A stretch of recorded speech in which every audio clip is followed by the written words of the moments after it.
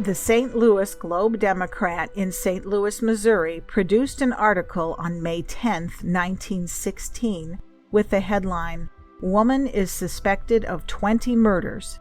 This drew great interest from the public as they combed the words for the information as advertised. What surfaced through the preliminary and subsequent investigations identified one of the most prolific serial killers in American history. Operating under the guise of running a convalescent home, Amy Archer Gilligan emerged as a prolific serial killer whose motivation became the greed for money, emanating from the mysterious deaths of her elderly patients.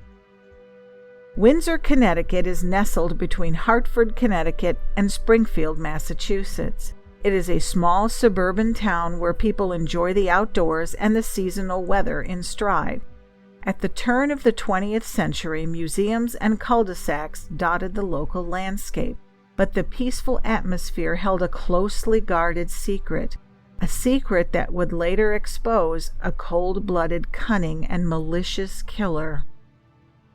Amy Archer Gilligan held a reputation throughout the small town of having a caring, compassionate disposition, and appeared to genuinely hold an altruistic emotion for those who were elderly or in ill health.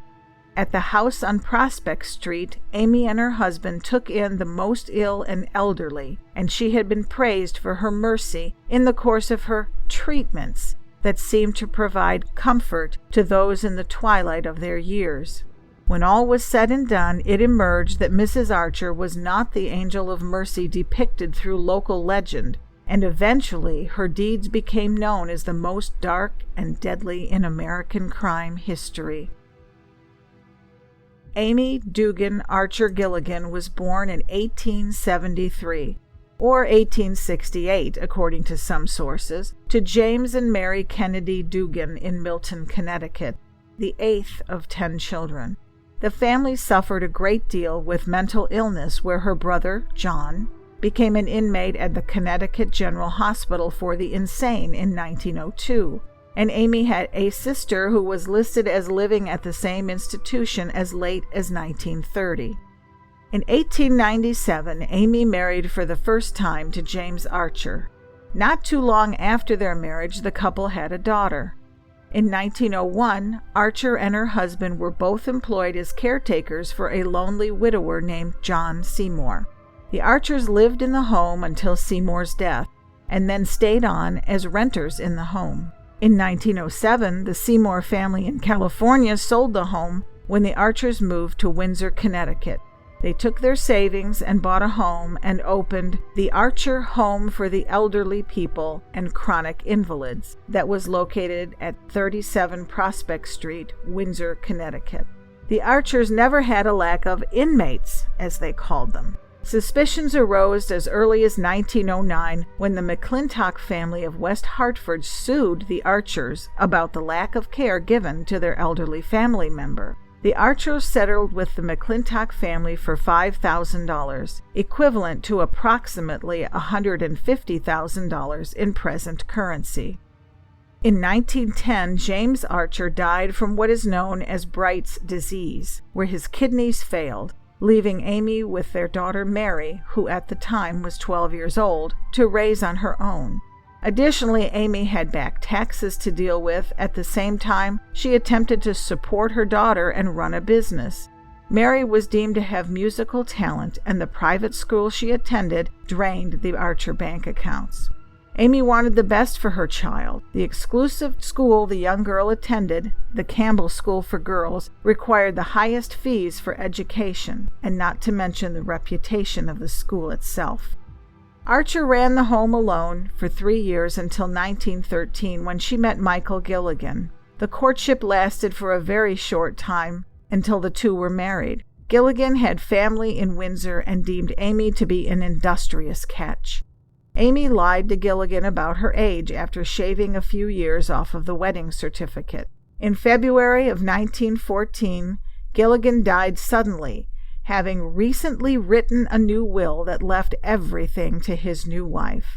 Doctors determined the primary cause as a valvular heart disease, with the secondary cause as an acute bilious attack or severe indigestion. Archer had come up with a payment option that patients or their families could pay her monthly for the care or in one lump sum. Archer assured the families that their loved ones would receive the best care as long as they breathed.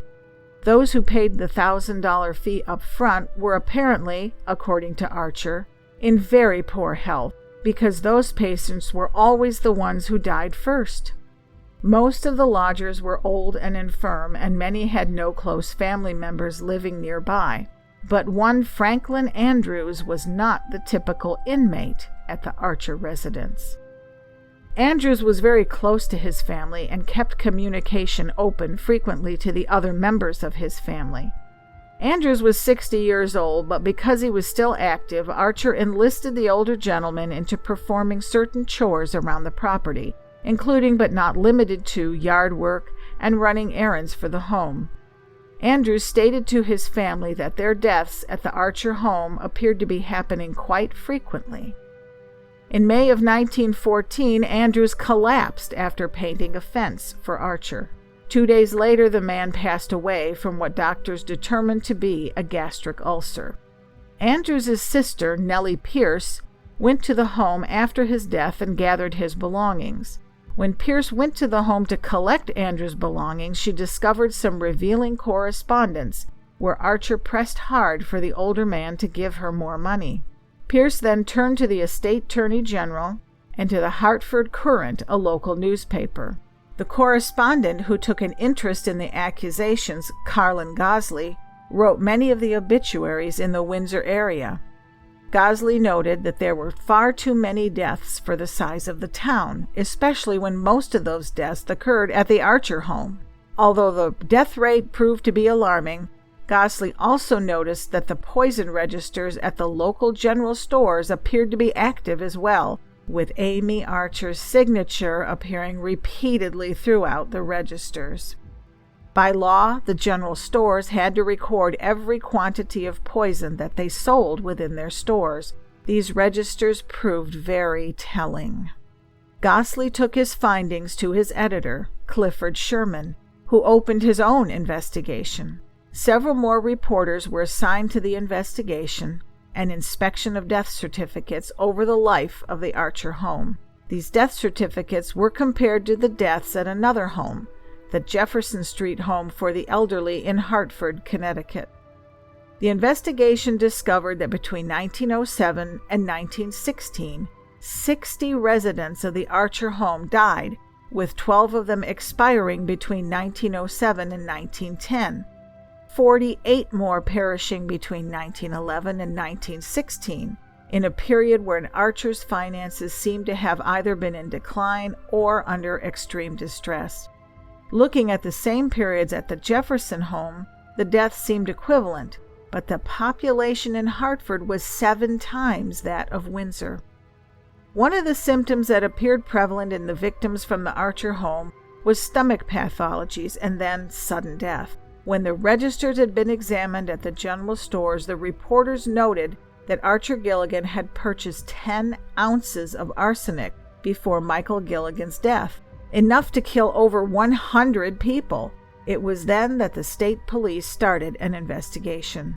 In late 1916, several bodies of the former residents of the Archer home were exhumed and later examined. Franklin Andrews' stomach contained enough arsenic that would have killed a half a dozen strong men. Other residents were examined and produced culpable amounts of arsenic as well. The state police then arrested Amy Archer Gilligan for the murder of Franklin Andrews and several other former patients. On the day of her arrest, police asked the suspect about the amount of deaths occurring in her home.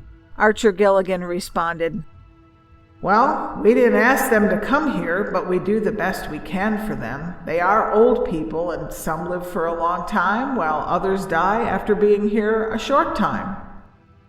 Amy Archer Gilligan's trial began on June 21, 1917, and when asked as to the financial arrangements she made with her inmates, she stated that she was a poor, hard-working woman who barely got by and could not understand why she was being persecuted so much. Other testimony focused on other inmates who met their demise at the hands of Archer Gilligan. One elderly couple in particular, Lauren and Alice Gowdy, 71 and 69 respectively, inquired into whether they could move into the home. Archer Gilligan informed them that it was a possibility, and very soon Franklin Andrews died on May 30th, 1914. Gilligan sent the Gowdys a telegram on the following day, May 31st, 1914. When they arrived at the home, they occupied Andrews's former room. The Gowdys paid $1,000 to Archer Gilligan for their room, board, and care at the home. Alice Gowdy died on December 4th, 1914, and the forensic examiner discovered arsenic within her stomach after the exhumation. Although she was only tried for the murder of Andrews, Archer Gilligan had been indicted for the poisoning murders of 5 people: Andrews, Alice Gowdy, Michael Gilligan, Charles A. Smith, who died April 9, 1914, and Maud Howard Lynch, who died February 2, 1916. Lynch died from strychnine and not arsenic poisoning. Almost a month after the trial began on July 13, 1917, the jury deliberated for a short period and then reached their verdict: guilty. The court announced the sentence of death by hanging. While Archer Gilligan appealed her case, the governor of Connecticut, Marcus H. Holcomb, granted Archer Gilligan a reprieve as the appeals process progressed. The Court of Appeals of Errors, as it was known at the time, granted Archer Gilligan's appeal for a new trial, claiming the trial judge erred in his decision during the first trial. The second trial began in Middletown, Connecticut on June 12, 1919, and her lawyers mounted an insanity defense. The trial came to an abrupt end on July 1, 1919, when the defendant pled guilty to second-degree murder. During the course of the second trial, alienists introduced evidence that Archer Gilligan abused morphine, and that this exacerbated her behavior, and therefore she was not responsible for Andrews's murder. Because of this defense, Archer Gilligan's murder of Andrews could not, legally, be determined as first-degree murder. The judge, John E. Keeler, accepted the plea and stated before the court, "I am satisfied that from the evidence the jury, have heard, and from my instructions to them, the jurymen would have been satisfied that during the period when she is claimed to have planned and executed the murder of Franklin R. Andrews, there were some doubts as to her sanity, her ability to premeditate and act with the expressed malice the law demands for murder in the first degree." Judge Keeler then sentenced Archer Gilligan to life imprisonment to the state prison in Wethersfield. 5 years later, on July 17, 1924, Archer Gilligan was declared insane and transferred to the state hospital for the insane at Middletown. Archer Gilligan spent 38 years of her life at the Connecticut Valley Hospital, where she died April 23, 1962, at the age of 94. In the 1940s, a playwright named Joseph Kesselring decided to write a play about the Archer Gilligan case. Kesselring entitled his play Arsenic and Old Lace, splitting the main protagonist into 2 personalities, 2 elderly women that ended the lives of the more miserable people they met by poisoning them.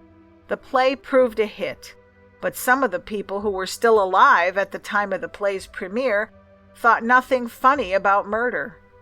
Hollywood made a movie from the play starring Cary Grant and saw some moderate success from the film. At the time of her death, hospital officials stated that Archer Gilligan had been a cooperative patient and merely sat in a chair, dressed in a black dress trimmed with lace, a Bible on her lap, and prayed until her final days.